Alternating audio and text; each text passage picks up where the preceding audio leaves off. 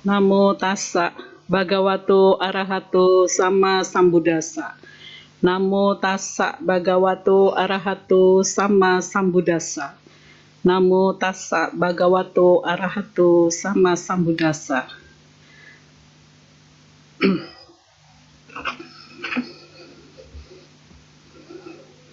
Selamat pagi, Rama Ramani, Ibu Bapak, Saudara-saudari yang berbahagia. Soti Hontu, Namo Buddhaya. Ya, sungguh berbahagia ya hari ini kita bisa bertemu kembali ya, sama-sama melakukan kebajikan ya. Sangat senang sekali bisa kembali hadir. Terima kasih pada Romo Sarwan dan pengurus Wihara Pluit Dharma Suka ya, hari ini mengundang saya kembali ya. Hari ini banyak sekali ya, sudah hampir penuh ya. Senang sekali melihatnya, di mana untuk kebaktian ya, sekali datang kebaktian itu ibaratnya kita melakukan banyak kebajikan ya, menabung kebajikan. Hari ini juga saya mendengar tadi lagunya begitu indah ya, lagu Dhamma. Kita bisa belajar Dhamma dari lagu ya. Sekali datang kebaktian, wah, kebajikannya luar biasa banyak. Lebih dari 10 macam kebajikan, dan juga ada 10, udah triliunan ya, potensi jasa kebajikan yang bisa kita lakukan. Karena apa? Karena sekali datang kebaktian ya, kita tadi membaca parita, ya, kita membaca Pancasila, kita mengundang para dewa ya. Wah, bagus sekali ya. Jadi Ibu Bapak, Saudara-saudari, luangkan waktu seminggu sekali, dijadikan satu kebiasaan baik setiap minggu sebelum kemana-mana ya, kita menambah kebajikan dulu. Ibu Bapak, orang yang tidak mau belajar akan menjadi tua katanya ya. Menurut Dhammapada, dagingnya akan bertambah tapi kebijaksanaannya tidak berkembang ya. Jadi bagus sekali kita terus belajar Dhamma setiap minggu, kebaktian belajar Dhamma. Dari lagu kita belajar Dhamma ya. Jadi kita terus mengembangkan praktek Dhamma kita ya. Sebentar. Ini ada satu film motivasi ya. Mungkin Bapak Ibu udah pernah lihat juga ya. Sebentar, kok nggak bisa. Batu, kerikil dan pasir.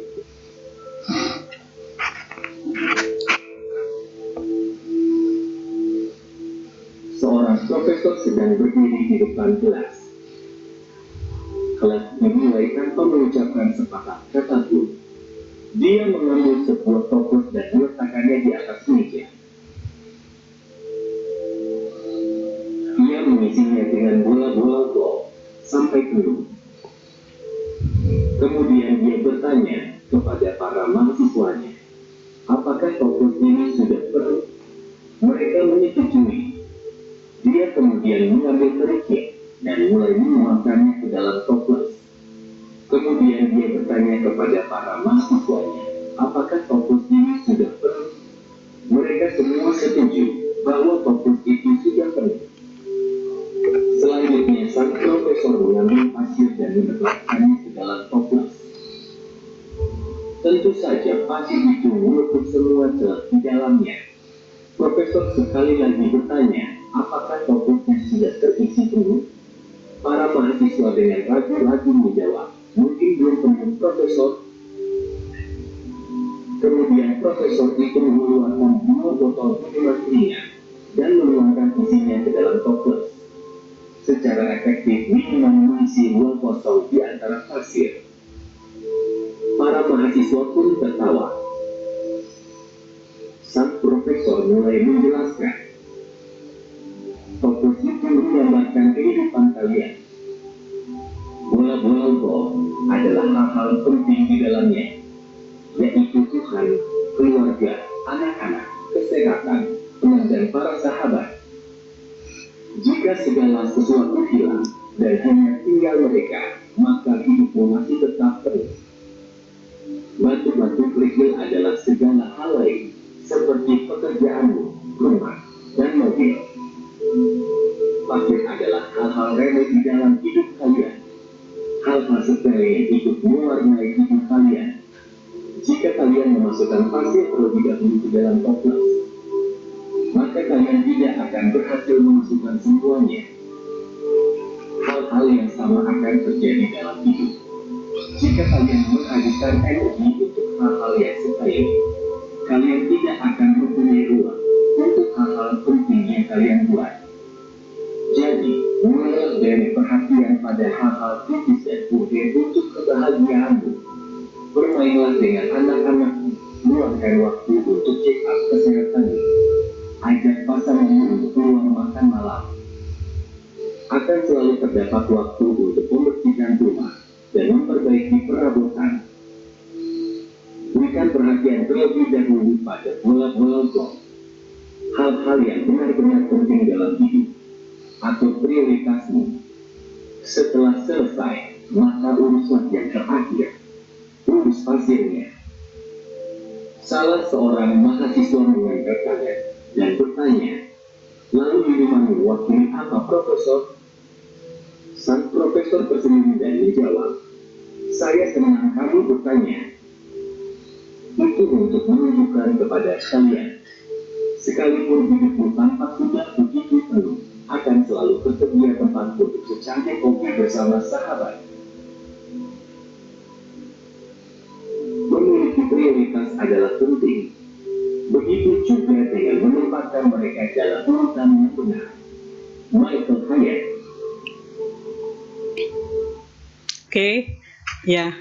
Jadi dalam hidup ini kita perlu mementingkan prioritas apa yang harus kita lakukan dalam kehidupan kita. Tadi ini contoh saja ya, toples. Toples itu ibaratnya satu hari kehidupan kita. Ya, kita harus memprioritaskan yang tadi bola-bola dulu ya. Bola-bola itu adalah apa?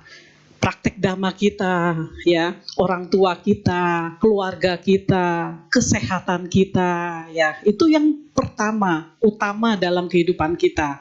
Setelah itu baru kita sisihkan waktu kita untuk kerikil, ya, yang disebut batu kerikil itu penting, tapi bukan yang utama, ya, seperti usaha kita, rumah kita, mobil kita, ya, itu memang penting ya, tapi bukan yang utama. Kemudian baru hal-hal lain, jalan-jalan, ya, terus ngobrol atau apa itu seperti pasir. Hal-hal yang mungkin itu nomor 3. Setelah prioritas pertama, utama, kedua, baru ketiga. Kalau ada waktu baru kita kerjakan. Kalau waktu kita dipergunakan untuk hal-hal seperti yang remeh-temeh tadi, banyak, ngobrolnya banyak, buka TikToknya banyak, habisin waktu berjam-jam, ya sayang gitu ya. Waktu kita cuma 24 jam, belum ditambah tidur lagi. Ya sayang, jadi kita memang harus memprioritaskan. Kadang-kadang kita sibuk dengan pekerjaan kita lupa keluarga kita. Sudah berapa lama kita nggak mengajak orang tua keluar, nggak mengunjungi orang tua. Kita tadi mengajak pasangan dengan keluarga, anak. Kadang lupa karena sibuk setiap hari bekerja. Kalau yang bekerja di kantor udah 8 jam bekerja, di perjalanan, ditambah tidur ya. Waktunya kita habis gitu. Kadang-kadang untuk orang tua, untuk keluarga sudah nggak ada lagi. Ya, ibu bapak ada satu cerita. Ya, ada seorang anak ya, lagi ngobrol dengan istrinya. Istrinya mengatakan kepada suaminya, suami gitu ya, papa udah lama ya nggak pernah ke tempat seorang wanita gitu, wanita lain gitu ya. Tapi wanita ini bukan wanita lain Will ya.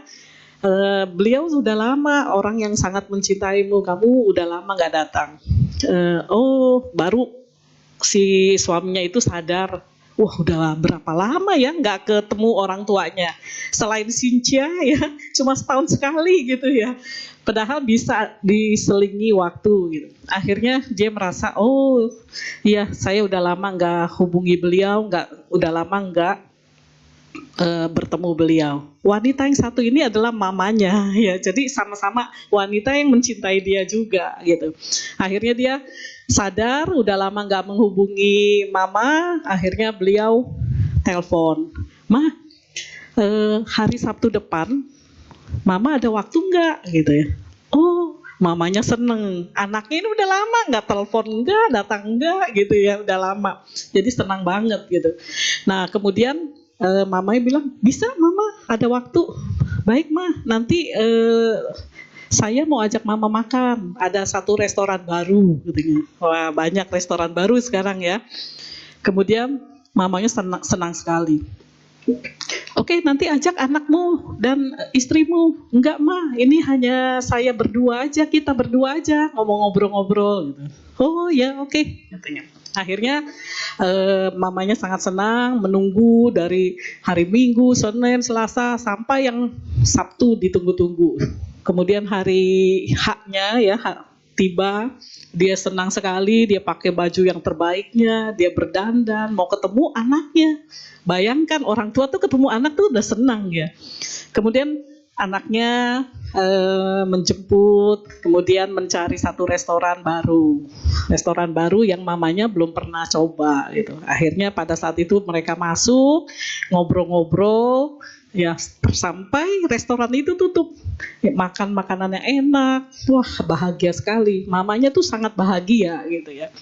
Kemudian mamanya diantar pulang ke rumahnya karena udah beda rumah ya, karena mamanya tinggal dengan pembantu. Kemudian di drop di rumahnya, ya sangat bahagia. Dua-duanya bahagia, bisa menikmati momen yang sangat spesial. Udah lama, mungkin bisa dibilang udah tahunan nggak pernah makan berdua. Kalaupun makan mungkin sama keluarga gitu ya. Oke, kemudian hari Senin berikutnya mamanya telepon, kamu hari Sabtu depan ada waktu nggak? Katanya gitu ya. Oh kenapa mah? Ini kali ini mama mau mentraktir gitu. Tapi kali kamu ajak istri dan anak. Oh ya katanya. Anaknya senang, udah sampaikan ke istrinya bahwa nanti Sabtu depan mamanya akan mentraktir gantian gitu ya. Akhirnya ditunggu Senin, hari Selasa, Rabu, Kamis, Jumat, ya. Akhirnya dari pembantunya telepon bahwa mamanya sudah tidak ada. Bayangkan, hari Sabtu sebentar lagi, 1 hari lagi, mamanya tidak ada, meninggal. Setelah itu anaknya kaget dengan istrinya datang ke rumahnya, rupanya mamanya ada penyakit yang dia tidak ceritakan ke anaknya. Biasanya gitu ya, orang tua kadang bilang sakit gitu, tapi dia nggak kasih tahu ke anaknya bahwa ada sakit yang memang bisa fatal, tiba-tiba meninggal, seperti penyakit jantung atau apa, itu bisa tiba-tiba. Tapi kemudian dia melihat bahwa mamanya sudah booking satu restoran, udah bayar gitu. Kemudian dia ada surat di sana dikatakan bahwa anakku, kalau kamu membaca surat ini artinya mama udah nggak ada gitu. Kamu nikmati, mama udah booking, udah bayar gitu ya. Wah, saya kalau dengar cerita ini sedih. Ini cerita yang disampaikan oleh Bante Keminda, jadi saya sampaikan lagi ya. Jadi kalau dengar cerita itu sedih juga ya. Hari Sabtu kita mau ketemu, hari Jumatnya mamanya meninggal. Tapi kita ada satu hikmah ya, di mana hari Sabtu sebelumnya anaknya itu sudah mengajak mamanya keluar, sudah ngajak mamanya makan. Itu memberikan kebahagiaan buat orang tuanya, mamanya. Jadi mamanya itu sudah bahagia sekali. Nah, ibu, bapak, saudara-saudari, kalau seperti ini, bayangkan kalau Sabtu yang lalu anaknya nggak mengajak mamanya keluar, nggak ajak mamanya makan, bagaimana sedihnya. Sudah lama nggak ketemu, taunya dikabarkan bahwa mamanya sudah meninggal, gitu ya. Nah, ibu, bapak, saudara-saudari, begitu waktu berputar berjalan, kita nggak tahu, bahkan kehidupan kita juga nggak tahu ya. Tiba-tiba seseorang yang hari ini sehat, besok dikabarkan sudah tidak ada. Bukan berarti usia lanjut yang lebih awal, tidak. Yang masih muda juga banyak. Ya, kita mendengar yang masih muda tiba-tiba kecelakaan, tiba-tiba sakit keras, baru sebentar, belum lama, baru 1 bulan, 2 bulan sudah meninggalkan kita. Jadi kita tidak tahu usia kita. Nah, bagaimana kalau seperti itu kita nggak siap? Ya, kadang-kadang semua orang nggak merasa siap ya. Kalau sekarang kita tiba-tiba harus meninggalkan dunia, apakah kita siap? Nggak siap. Tapi kalau seseorang memprioritaskan waktu, memanfaatkan waktu nih yang ada ya, seperti tadi bola-bola, kita usahakan maksimalkan kesehatan kita, kita check up. Walaupun kayaknya masih sehat, masih usia 30, 40, 50 sehat, tapi tetap prioritaskan usaha ya. Ya, makasih.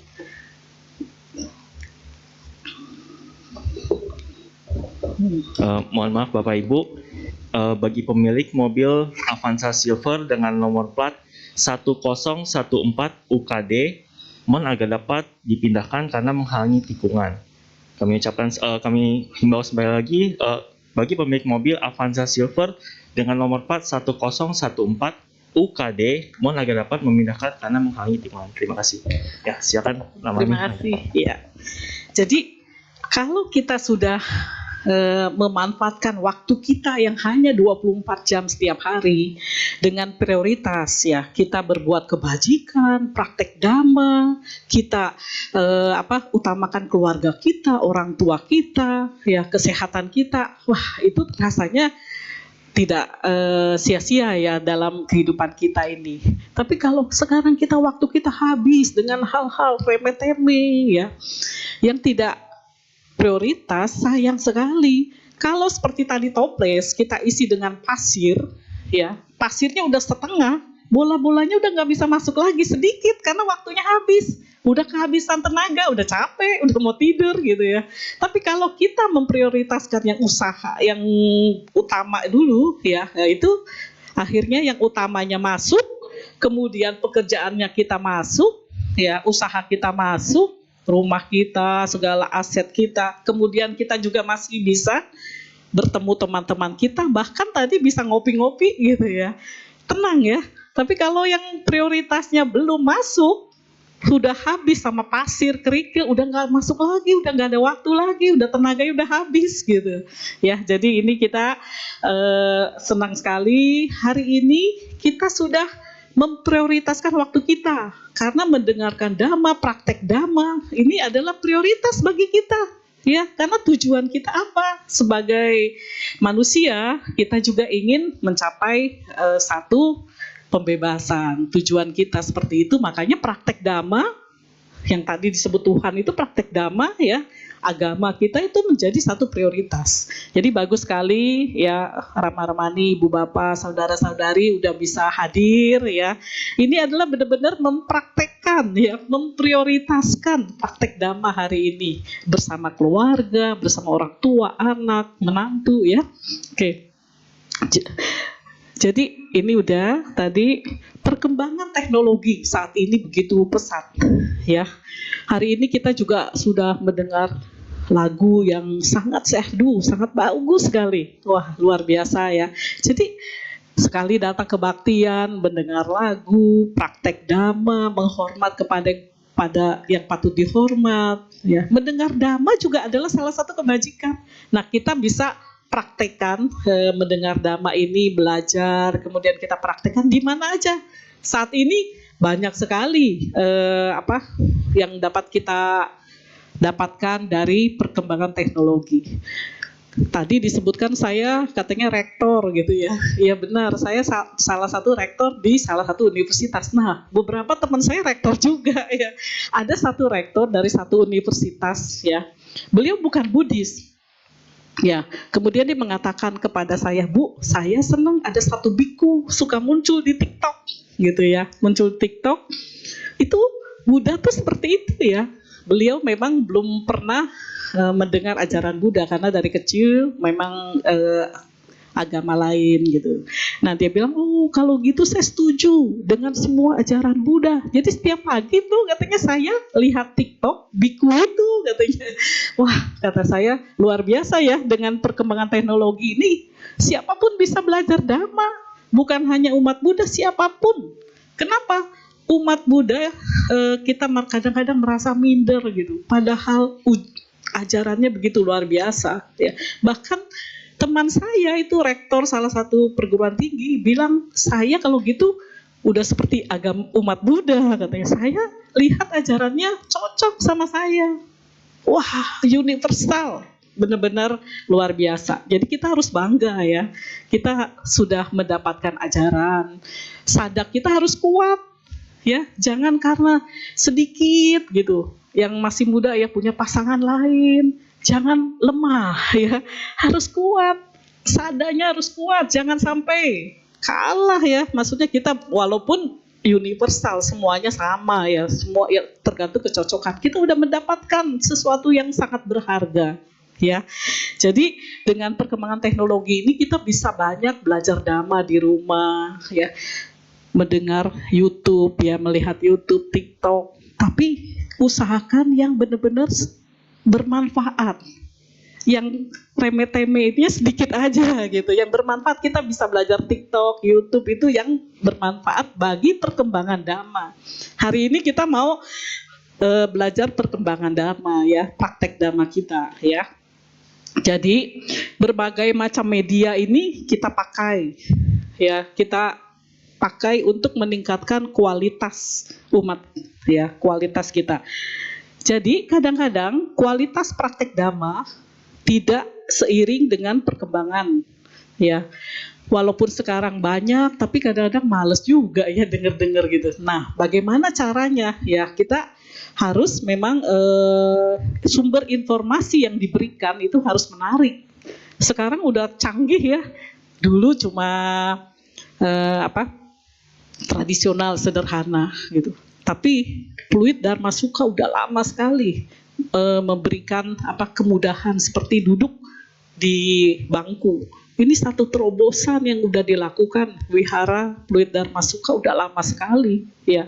Karena kadang-kadang ada orang yang nggak bisa bersila. Wah, kalau nggak bisa bersila saya nggak bisa ke wihara. Tapi dengan adanya fasilitas bangku ini, wah semua orang bisa dengan nyaman, enak ya mendengarkan dhamma. Karena ini nggak ada artinya. Duduk sila itu sama aja. Yang penting bagaimana satu ajaran bisa kita terima gitu ya, praktek dhamma. Jadi bukan harus bersila atau apa. Bermeditasi, kita nggak kuat bersila, duduk boleh. Yang penting praktek meditasinya ya. Jadi bukan alatnya gitu ya. Ibu bapak saudara-saudari, tapi kadang-kadang kita banyak mengetahui dhamma, tapi kita belum praktekkan. Bagaimana kalau kita bisa praktekkan? Banyak ibu bapak dalam kehidupan sehari-hari ya. Kalau sekarang tiba-tiba kita dimarahin orang, tiba-tiba kita dikhianati orang, wah bagaimana tuh? Bisa praktek dhamma enggak tuh? Kalau lagi bahagia, happy mah kayaknya senang, boleh-boleh aja ya. Tapi kalau lagi sedih, bisa nggak menerima? Nah, dengan dhamma yang kuat ya, kita bisa menerima. Jadi kita bisa menerima, oh memang ini mungkin karma saya yang sedang berbuah. Nah, kalau bisa seperti itu, nggak terlalu sakit lagi. Ya, kita ditipu orang, wah iya karma saya berbuah ya, sudahlah, saya masih bisa berusaha, nanti saya bisa cari lagi. Nah, itu yang terpenting dari praktek dhamma yang kita dapatkan. Jadi dhamma yang kita dapatkan, kita praktekkan dalam kehidupan sehari-hari. Gitu ya. Nah, bukan artinya ada seseorang yang mengetahui suta-suta pinter, tapi dipakai untuk berargumen, berdebat. Itu yang tidak perlu kita lakukan. Apalagi berdebat dengan agama lain, nggak akan nyambung. Ya, menurut kita seperti ini, menurut mereka seperti itu, nggak akan nyambung. Lebih baik nggak usah berdebat. Ya. Karena keyakinan itu kecocokan. Menurut kita cocok seperti ini, menurut mereka cocok seperti itu. Tapi jangan sampai sadak kita berkurang. Jangan sampai kita kalah. Ya, sadak kita udah mendapatkan satu permata yang begitu berharga. Sungguh sulit menjadi manusia. Terlahir menjadi manusia sulit. Terlahir menjadi manusia yang dapat mendengar dhamma sulit, lebih sulit lagi. Jadi kalau kita udah bisa mendengar ajaran Buddha, kita bisa bertemu dengan ajaran Buddha, itu keberuntungan. Udah keberuntungan yang begitu luar biasa, kita jaga ya. Jangan sampai kalah, lengah ya. Kadang-kadang ada seorang umat ya merasa anaknya sudah berpindah keyakinan, gimana saya? Nggak usah khawatir, ya mereka cocoknya ke sana, kita tetap cocok di sini, jangan sampai ikut-ikutan anak, ya. Kemudian yang ada pasangan berbeda, gimana caranya kita mengajak mereka juga belajar Buddhis? Itu tadi rektor loh, salah satu perguruan tinggi sampai mengatakan demikian. Bisa dibilang saya umat Buddha nih katanya gitu.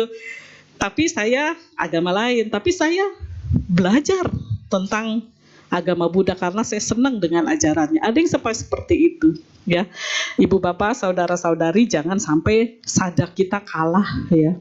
Nah, seseorang yang telah memiliki pengetahuan Dhamma dengan baik, hendaknya menggunakan pengetahuan Dhamma ini untuk pengembangan batin kita, ya, untuk memperoleh berkah kebahagiaan. Kalau kita mempraktekkan sila dalam kehidupan kita sehari-hari, maka kebahagiaan akan ada dalam kehidupan kita. Ya, kalau kita mempraktekkan Dhamma, akan membawa manfaat bagi kita. Setelah menjadi umat Buddha, apakah saya menjadi lebih baik? Apakah saya udah menjadi umat Buddha dari kecil? Apakah setiap tahun saya terus bertambah baik, bertambah baik, bertambah baik? Yang tadinya cepat marah, sekarang nggak marah. Yang tadinya egois, berkurang egoisnya. Itu, jadi kita bisa nanti mereview sendiri, apakah saya menjadi baik tahun ini. Nah, kalau menjadi kayaknya tahun ini kurang nih ya, kurang praktek Dhamma, ya udah, ayo kita praktek Dhamma, karena terus kita dapat melakukan praktek Dhamma. Jadi umat Buddha, ya, untuk praktek Dhamma ini, merealisasi Dhamma itu ada tahapannya. Pertama, pariyati Dhamma. Kita mempelajari, baik itu dari ceramah, dari buku, dari internet, ya, dari lagu. Kemudian pati-pati kita praktekkan, ya, dalam kehidupan sehari-hari kita. Itu tadi, kalau sekarang kita lagi dicaci, kita ditipu, tiba-tiba dicopet, kehilangan uang, apakah kita bisa menerima? Kalau itu bisa menerima, hidup kita nggak akan terlalu sengsara gitu ya. Waduh, baru gajian, ya, kebetulan ambil uang tunai ke mall, dicopet. Waduh, sedih sekali. Tapi sedih boleh, sebentar saja. Habis itu ya sudah, kita memahami ini Dhamma. Segala sesuatu anicca, nggak kekal. Mungkin ini bukan milik saya, memang harus hilang, nggak apa-apa. Nanti cari lagi yang lebih banyak. Nah, itu sulit, ya. Bagaimana kita bisa menerima yang kurang baik, itu kita praktek Dhamma, apalagi yang bahagia, ya. Kemudian pati weda Dhamma, kemudian kita rasakan manfaatnya, bahwa setelah saya rajin kebaktian, setelah saya jadi pengurus wihara, saya aktif di wihara, oh, keluarga saya menjadi lebih bahagia, keluarga saya lebih harmonis, hubungan saya dengan keluarga, tetangga, semua menjadi lebih baik. Nah, itu berarti ada manfaatnya, ya. Jadi tahapan belajar Dhamma ini dapat membawa seseorang mempunyai pemahaman yang baik, sehingga prakteknya akan lebih mantap dan hasilnya juga akan lebih baik di dalam kehidupan kita, ya. Kemudian Guru Agung Buddha mengatakan dalam Anguttara Nikaya ada 4 hal yang dapat membawa perkembangan dalam praktek Dhamma kita. Ada 4 yang bisa membawa praktek Dhamma kita lebih bagus. Pertama adalah Sapurisa Samsewa, Sadama Sawana, Yoniso Manasikara, Dhammanu Dhamma Pati-pati. Yaitu ada 4 hal. Pertama, Sapurisa Samsewa, bergaul dengan orang yang mulia dan terpuji dalam perbuatan, ucapan, dan pikiran. Jadi kita usahakan bergaul dengan orang yang baik. Berteman dengan siapa aja boleh, tapi untuk bergaul yang mendapat kemajuan dalam praktek Dhamma kita, kita bergaul dengan orang yang memiliki perbuatan yang mulia dan terpuji. Jadi pergaulan akan mengkondisikan pertumbuhan spiritualitas dalam praktek Dhamma. Jadi kalau kita lihat, Guru Agung Buddha mengatakan bergaul dengan orang yang bijaksana adalah berkah utama. bergaul dengan teman-teman wihara ya adalah berkah utama, karena teman-teman wihara berarti orang-orang yang sama ingin mempraktekkan dhamma ya. Jadi kita bergaul pilih-pilih, maksudnya bukan untuk praktek dhamma, kita harus pilih-pilih.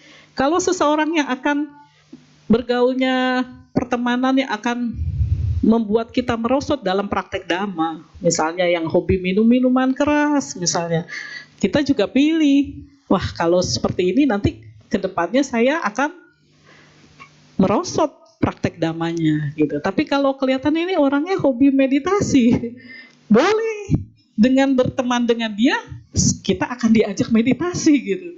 Wah, ini orangnya pengurus wihara nih, sering berdana. Wah, boleh kita jadi ikut berdana. Wah, ini pengurus wihara sering mengadakan baksos, bakti sosial, ikut. Nah, itu artinya seperti itu ya. Kita cari teman-teman yang dapat mendukung kita untuk praktek dhamma lebih baik ya. Jadi kita perlu bijak memiliki teman sejati, teman yang bisa mendukung kita ke arah kebaikan. Kalau teman yang akan mendukung kita merosot gitu ya, ya sekedar teman aja boleh, nggak apa-apa, berteman kan dengan siapa aja boleh, tapi kita jangan sampai terlalu dekat, karena terlalu dekat itu bisa terpengaruh gitu. Tapi kalau berteman dengan orang yang memiliki sila yang baik, ya praktek dhammanya baik, itu terus kita berteman dengan mereka ya. Itu sapurisa samsepa, berarti nomor 1 teman ya, teman yang mendukung kalyanamita ya. Guru Agung Buddha mengatakan dalam Dhammapada syair 328-329, apabila dalam pengembaraanmu engkau dapat menemukan seorang sahabat yang berkelakuan baik, pandai dan bijaksana, maka hendaknya engkau berjalan bersamanya dengan senang hati dan penuh kesadaran dan untuk mengatasi semua bahaya. Jadi kalau kita dapat menemukan teman yang baik ya, kita bisa berjalan bersamanya.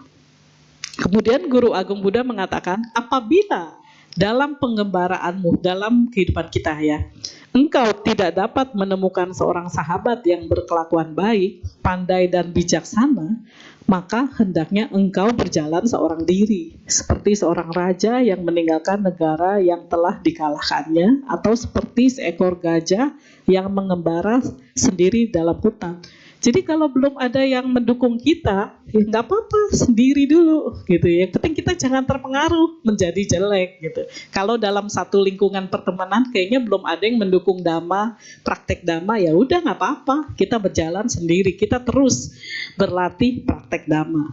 Kadang-kadang begitu ya, dalam lingkungan nggak semuanya Buddhis. Ya, kita juga masuk ke lingkungan mana aja boleh, nggak apa-apa. Tapi kalau di dalam lingkungan itu belum ada yang mengajak saya meditasi, belum ada yang mengajak saya praktek dhamma lebih baik, ya nggak apa-apa, kita berjalan sendiri ya, seperti ajaran dari Sang Buddha ya.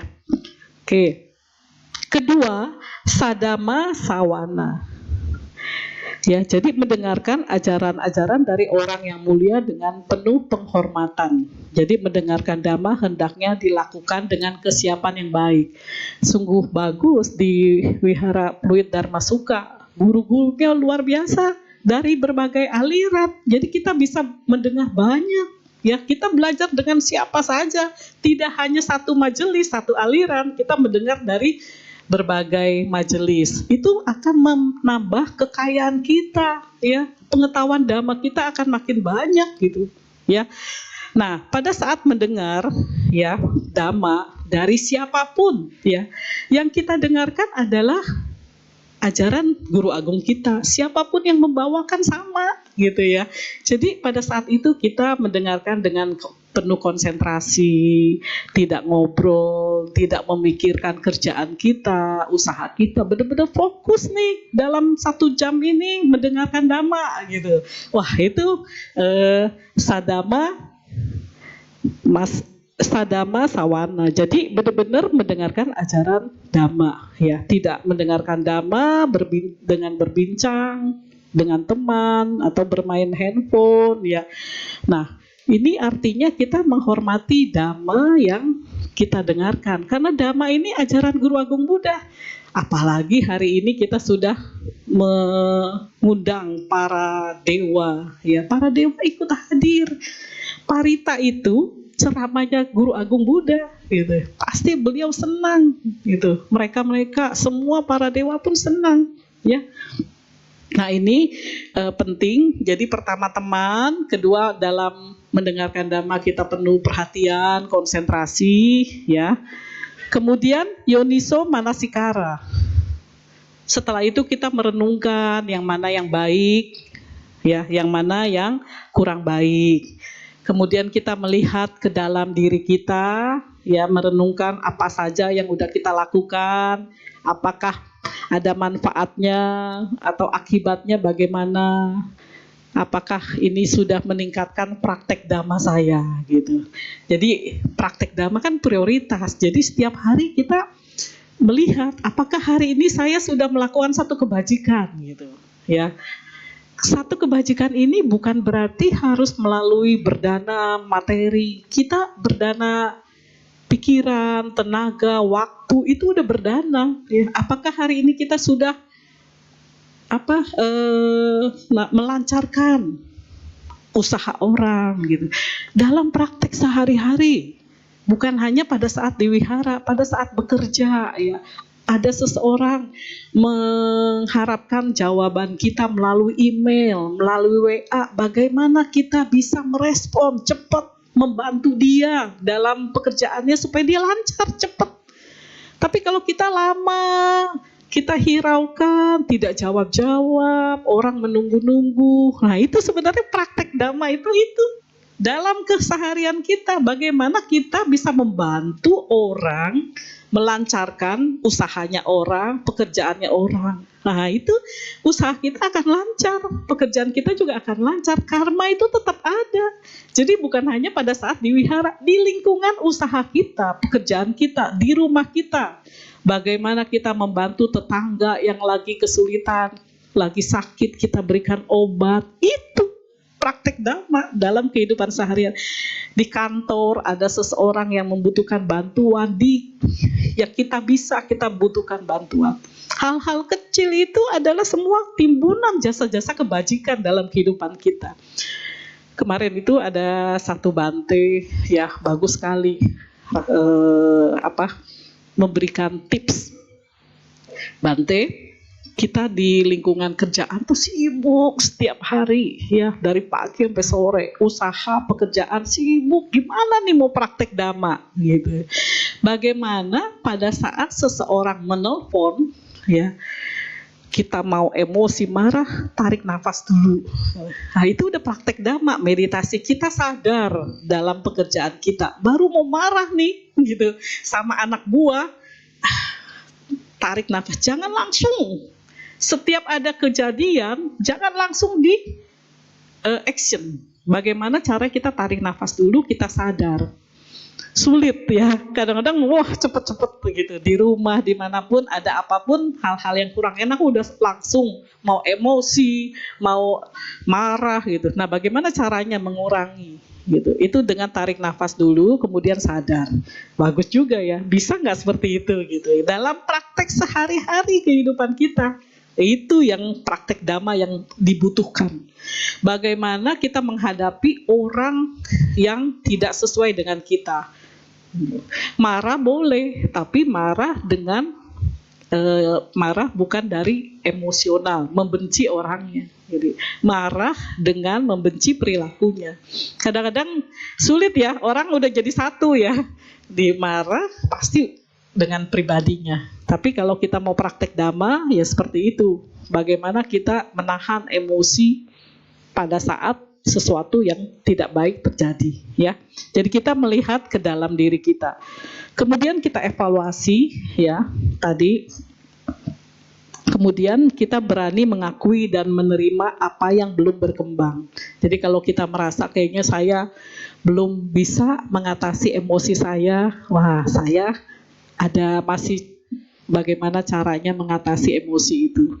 Saya masih ego, saya masih tamak, loba gitu. Kayaknya udah keuntungan seperti ini masih kurang. Ya, untuk usaha boleh kita berkembang, tapi terus jangan sampai kita mengalahkan tadi prioritas tadi, karena kita mau mendapatkan untung yang lebih besar, kita mendapatkan usaha kita lebih bagus ya, tapi kita mengurangi prioritas gitu. Jangan sampai waktu kita habis seperti itu ya. Kemudian damanu dama pati-pati. Nah, setelah kita tahu tadi, kita praktekkan dhamma kita ya, yang udah kita selidiki dan dimengerti. Guru Agung Buddha mengatakan dalam syair 115 bahwa daripada hidup selama 100 tahun tanpa memahami Buddha Dhamma, lebih baik hidup 1 hari tapi memahami ajaran Buddha Dhamma dengan baik. Ya. Kemudian dalam Dhamma pada syair 102, Guru Agung Buddha juga mengatakan daripada membaca 100 syair yang terdiri dari kata-kata yang tidak berarti, lebih baik sepatah dhamma yang dapat membuat si pendengar penuh dengan damai. Nah, Ibu Bapak, Saudara-saudari, kita belajar dari Guru Agung Buddha, apa yang dikeluarkan dari mulut ya, dari kata-kata kita, bagaimana yang tidak menyakiti hati orang, bagaimana tidak menghina orang, tidak membuat orang lain sedih. Jadi kita rem ya kata-kata kita ya. Banyak sekali komentar-komentar, kita komentar ke orang lain.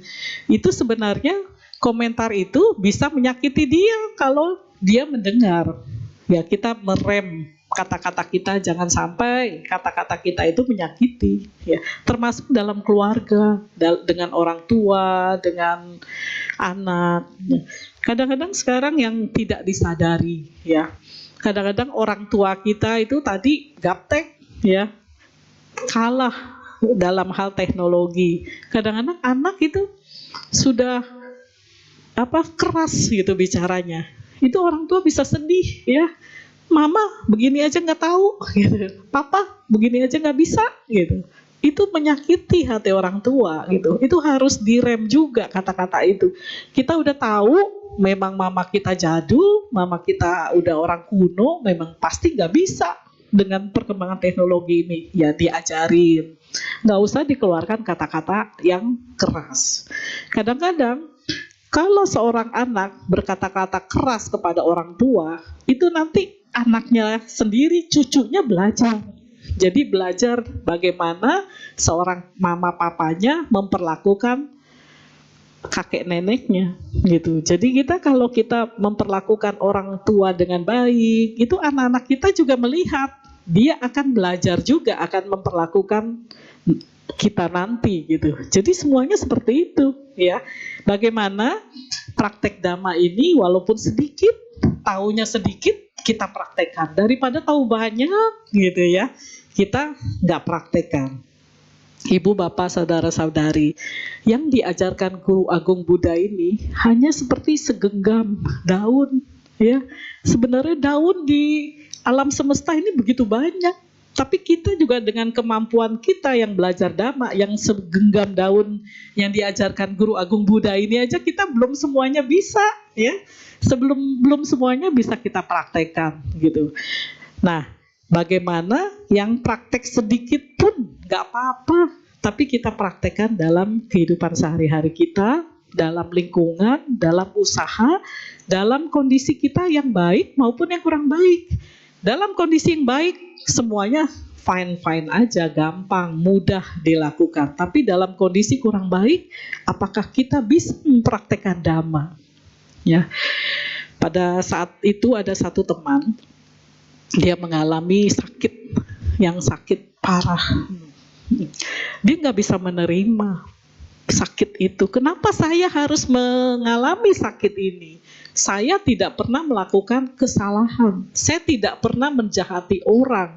Saya tidak pernah melukai orang. Kenapa saya harus menerima cobaan ini? Gitu. Ya. Nah, kalau seperti itu, apakah kita bisa menerima?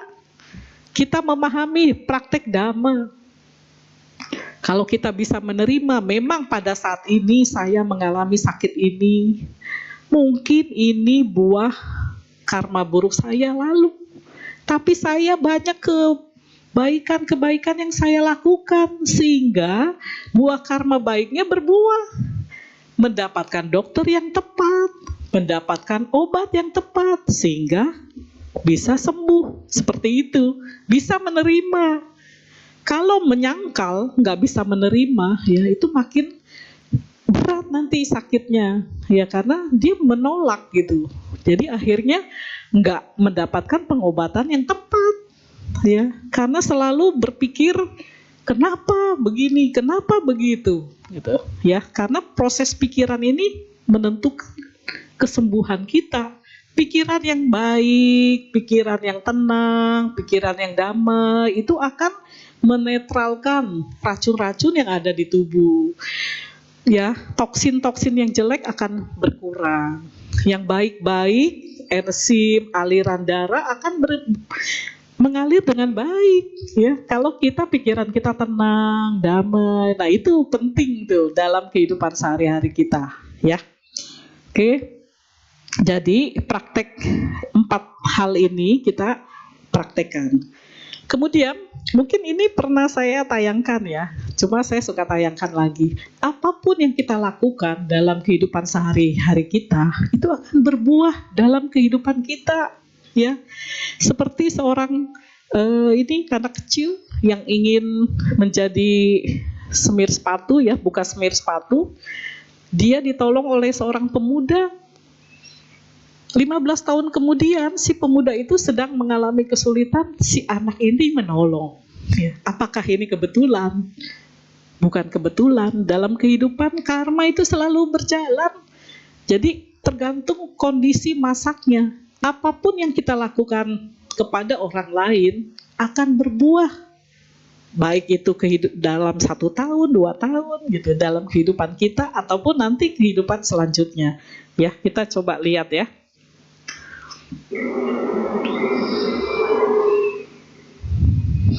我想要一支擦纸香。你要擦纸香干嘛？擦鞋。那一支擦纸香要多少钱？100元。太贵。不对，我已经去过批发市场4次了。要是问的箱子、凳子、吸鼻油、软毛刷，还有是这种精油，没有100元是达不到我的要求的。你要求的挺高。那有30元，还40元。这40元我没有。哎，不过我有个要求，我这70元给你了之后，咱们就是合伙人，这算是我的投资。我在这个公司要待5天，这5天之内，你要把这70元还我，还要支付我1块钱的利息，干不干？好。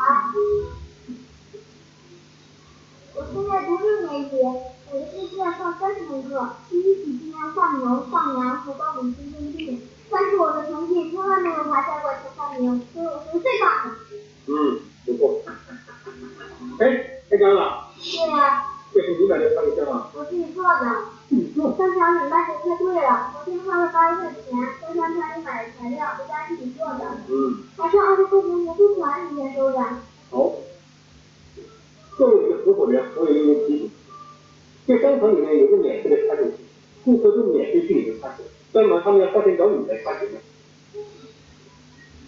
我最近在酒店门口摆卖怎么样？对，这是个旅游城市，每天有很多游客要做体验，他们饮食劳累，第2天只要把车擦干干净净的再走。这酒店门口位置不错。哎，合伙人，你为什么不让我现在就把那1块钱存进网里呢？我的技术不错的。你这个小家伙鬼根本，你是想给我30元给他1块钱的利息吧？是啊。行，那就让你。你要是擦的不好，就证明你的不好，而我投资者又不熟悉的人，那我投资就不干。你放心，我肯定是最棒的。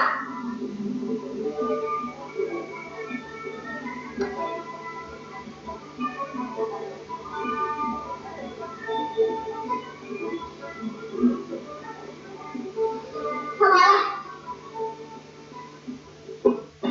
再给你，我给你写2个字。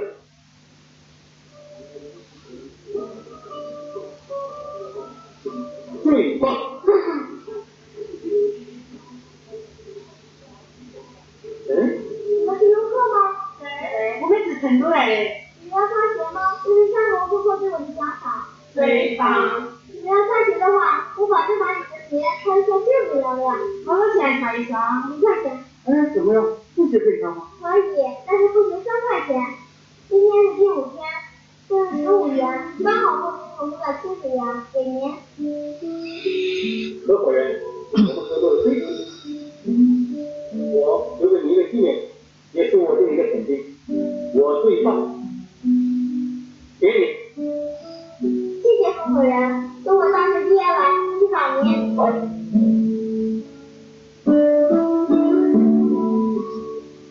张老板，您好，您的做法，我保证下个月给您归账。如何啊？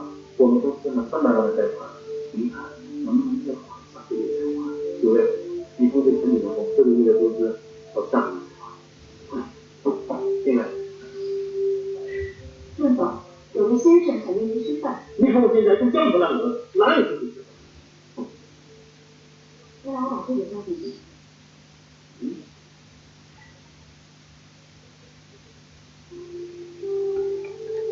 我留给你一个纪念，也是我对你的肯定。我最棒。哦。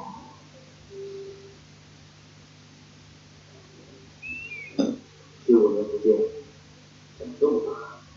是啊，我说过快来找你吗？这是一张700万的支票，什么意思？我想投资您的公司，做您的合伙人。15年前是您教会了我如何成为一个合格的合伙人。我从这之上开始，就完成了一步又一步的事。我现在有了自己的3家公司，这700万投给您，我想我有权利得到一份额外的。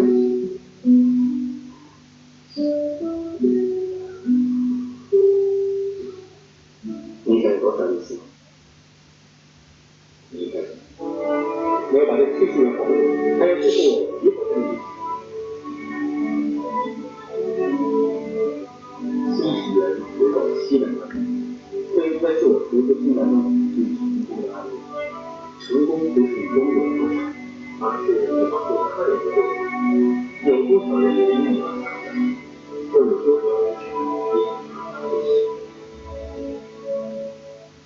Oke, jadi 70 yuan dibalas 7 juta yuan ya. Jadi itu bukan kebetulan, bisa saja dalam kehidupan sehari-hari kita. Jadi kalau pada saat ini kita menerima tiba-tiba ada keuntungan yang sangat berlimpah gitu, keuntungan yang besar, itu artinya buah karma kita sedang berbuah.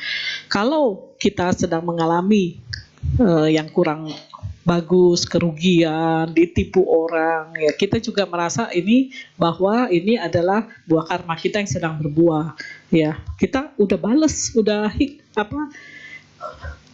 membayar hutang karma itu, gitu. Anggapnya seperti itu supaya kita nggak merasa sedih. Oh ya udah, makin cepat dilunasi, mumpung saya masih bisa bekerja, gitu ya, daripada pada saat saya udah nggak bisa bekerja, buah karma buruk berbuah gitu. Jadi seperti itu. Jadi kita praktekkan dhamma dalam kehidupan sehari-hari kita, baik itu yang lagi bahagia, yang menyenangkan, maupun pada saat kondisi yang kurang baik.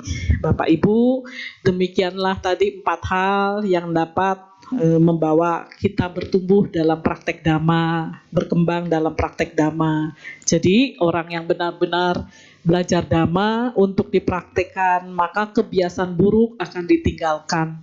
Kebiasaan-kebiasaan buruk kita kurangi, dan kebiasaan baik kita kembangkan.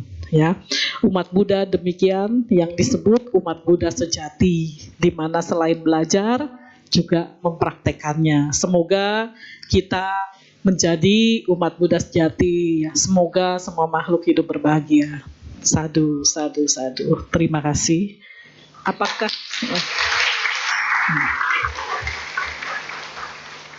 ada sesi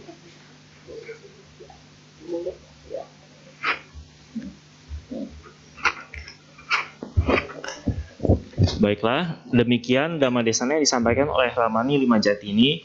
Ramani membuka kesempatan untuk sesi tanya jawab. Jadi bagi Bapak Ibu yang memiliki pertanyaan, ada 2 metode untuk bertanya. Satu secara lisan, yakni nanti ketika saya bernyanyi akan ada dibuka kesempatan untuk Bapak Ibu untuk langsung maju ke depan untuk bertanya kepada Rahmani, silakan angkat tangan saja, nanti akan kami persilakan. Kemudian kedua, di depan kursi Bapak Ibu ada kertas dan juga alat tulis. Itu bisa ditulis pertanyaan Bapak Ibu, nanti saya akan keliling untuk ambil kertas pertanyaan Bapak Ibu semua. Kalau tidak ada kertas ataupun alat tulis di depan kursi Bapak Ibu dan ingin bertanya, nanti ketika saya keliling bisa minta ke saya. Baiklah, sambil menunggu pertanyaan yang masuk, mari kita buka kembali buku tuntunan kebaktian kita nyanyikan sebuah lagu bersama-sama. Para petugas dipersilakan.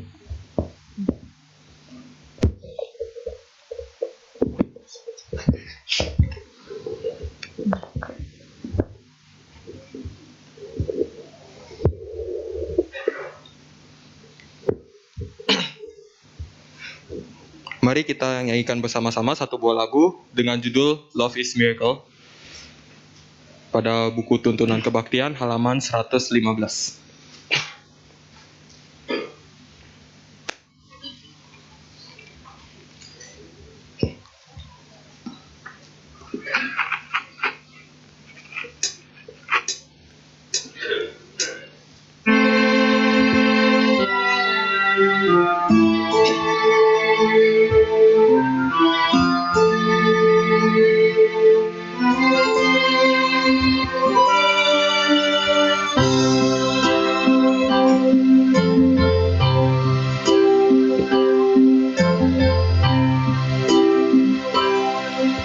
Di dalam kehidupan yang serba tak pasti, hidup pun kian terasa sulit. Hati yang resah terus berkelana hanya untuk mencari kedamaian. Sulitkah meraih ketenangan? Mungkinkah cara hidup yang tak harmonis? Jangan lupakan kasih di dalam hati yang membawa kedamaian bagi kita. Sungguh mukjizat kasih di dalam hati pancarkan pada umat manusia, menghapus rasa dendam dan kebencian, memberi damai di setiap hati yang memiliki. Love is a miracle, love is a miracle, bringing a happiness and peaceful to everyone. So let the love shining in our heart, 'cause we know love is miracle. Sulitkah meraih ketenangan? Mungkinkah cara hidup yang tak harmonis?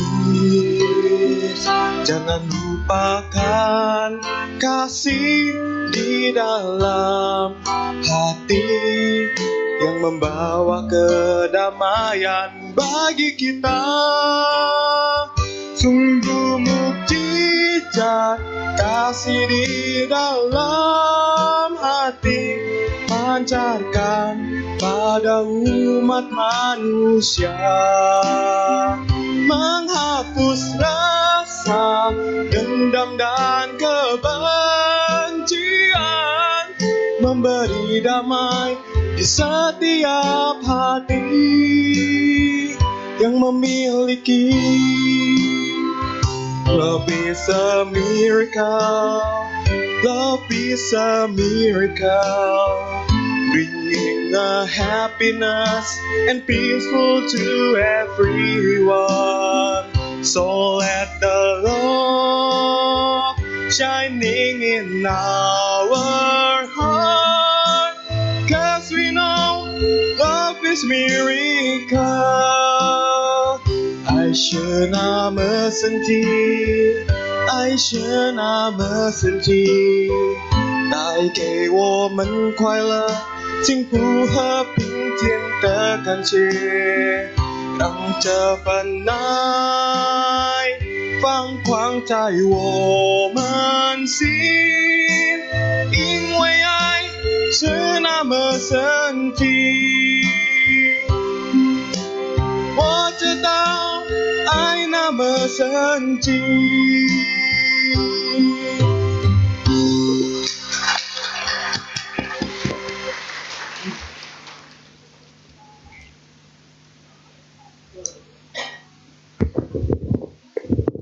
Baiklah, kita kini masuki sesi tanya jawab. Kami persilakan kepada Bapak Ibu yang ingin bertanya secara langsung terlebih dahulu. Apakah ada Bapak Ibu yang ingin bertanya secara langsung kepada Ramani? Silakan angkat tangan saja. Tidak ada. Pertanyaan yang secara terus juga tadi saya clearing tidak ada. Apakah ada yang saya terlewatkan? Nggak ada ya? Oke. Kalau gitu Ramani, boleh saya izin bertanya Ramani? Oh, Iya. Terima Oke. kasih Ramani. Iya. Oke, jadi pertanyaan begini Ramani. Ada kala pada saat kita melakukan praktek dhamma, pada dasarnya ini bedah pengalaman pribadi saya juga Ramani gitu. Jadi ketika saya ibaratnya misalnya tiap minggu ke wihara juga misalnya begitu, kemudian ya tetap dalam praktik dhamma itu masalah yang muncul dalam keseharian itulah yang menjadi tantangan dalam praktik dhamma Ramani. Tidak mudah benar, apalagi misalnya dalam lingkungan pekerjaan begitu kan. Ada bahkan kita mau sebaik apapun sama orang, kita tidak mendapatkan kebaikan yang seperti yang kita lakukan kepada orang lain. Istilahnya kalau misalnya kita ibaratnya tidak mau dicubit, ya kita jangan mencubit. Nah tapi kita udah nggak cubit, tapi kita tetap dicubit orang gitu misalkan. Jadi istilahnya kita tetap menabur kebaikan gitu kan. Ya memang yang dari saya pelajarin gitu, itu adalah hasil buah karma yang terjadi di pada kehidupan yang lalu ataupun yang sebelumnya gitu kan. Nah tapi masalahnya bagaimana tips dari Ramani ketika kita menghadapi hal demikian, kita bisa tetap kuat nih untuk sada caga, kemudian sila kita gitu kan, kemudian kita juga punya panya bisa tetap kokoh gitu dalam menghadapi segala macam tantangan tersebut dan tidak goyah sebagai seorang umat Buddha yang baik gitu ya. Mohon dapat dijaga diberikan ya ibaratnya tips lah begitu Ramani. Terima kasih Ramani. Terima kasih. Bagus sekali pertanyaannya dari siapa namanya? Iya. Vincent Ramani. Ya. Oke, bagus sekali ya pertanyaan Vincent. Karena ini benar-benar ada dalam praktek kita, dalam kehidupan kita selalu ada. Jadi bagaimana kita mempraktekkan dhamma dalam suasana yang mungkin nggak semuanya baik gitu ya. Jadi walaupun kita nggak pernah melakukan yang kurang baik, nggak pernah menyakiti orang seperti tadi, kita nggak mencubit orang gitu, tapi belum tentu semua perlakuan yang kita terima itu baik. Nah itu kalau kita bisa memahami dhamma ya, kita putus. Ya, jadi maksudnya kita ada yang menyakiti, ada yang menjelekkan kita, atau pokoknya yang kurang baik dalam pekerjaan kita, lingkungan, kita putus, jangan kita balas. Ya, kenapa? Kalau balas, malah kita jadi melakukan karma buruk lagi gitu. Udah kita balas, kita terima bahwa dalam kehidupan ini saya menerima perlakuan yang kurang enak itu, walaupun saya nggak melakukan hal yang tidak baik pada mereka, tapi mereka mungkin melakukan yang kurang baik pada kita. Jadi kita terima, anggap itu adalah buah karma yang lalu gitu. Jadi hutang karma kita udah lunas, nggak apa-apa gitu. Tapi kita jangan membalas dengan yang buruk. Karena apa? Karma buruk berjalan lagi gitu. Kita udah selesai, kita terima, kita terus melakukan kebajikan. Pada saat berusaha, pada saat kerja, kita terus melakukan kebajikan di dalam usaha kita, dalam pekerjaan kita, dalam kantor kita. Jadi praktek dhamma itu nggak hanya di wihara, nggak hanya berdana, tapi bagaimana di praktek kita, di usaha kita, di pekerjaan kita. Bagaimana kita melancarkan pekerjaan teman, bagaimana kita membantu kesulitan teman di dalam usaha itu terus kita lakukan. Nanti buah karmanya pasti ada, ya. Jadi tiba-tiba gitu ya, ada kenaikan jabatan, tiba-tiba kenaikan gaji yang bagus, performance appraisalnya yang baik gitu. Itu pasti terjadi. Jadi prinsipnya seperti itu. Bagi orang yang menyakiti kita, melukai kita, melakukan yang kurang baik pada kita, kita nggak usah balas. Kita putus saja itu, seakan-akan itu memang kita sudah membayar karma buruk yang lalu, dan yang baik ini kita lakukan karma baik. Jadi ibaratnya seperti istilah itu ya, sudah jatuh tapi dikasih rumput gitu ya, pasti nanti banyak pertolongan dewa bantuan ya. Jadi seperti itu Vincent ya, dalam lingkungan kerja. Oke, terima kasih ya. Semoga menjawab. Terima kasih Makasih. Ramani. Ya, makasih Bapak Ibu, saudara-saudari. Terima kasih atas perhatiannya ya hari ini. Semoga bermanfaat. Kita terus mengembangkan praktek dhamma kita ya dalam kehidupan sehari-hari kita. Kita melancarkan urusan orang, kita melancarkan rezeki orang. Kita menahan, merem omongan-omongan yang tidak baik keluar dari mulut kita. Kita mendoakan teman-teman kita semoga sukses, semoga bahagia. Semoga jasa-jasa kebajikan yang kita lakukan bersama-sama pada pagi hari ini mendukung kita mencapai nibbana. Semoga jasa-jasa kebajikan yang kita lakukan bersama-sama pada pagi hari ini dapat kita limpahkan kepada para sanak keluarga, para leluhur, orang tua yang sudah meninggal. Semoga mereka terlahir di alam bahagia. Semoga semua makhluk berbahagia. Sabe sata bawantu sukitata. Sadu, sadu, sadu.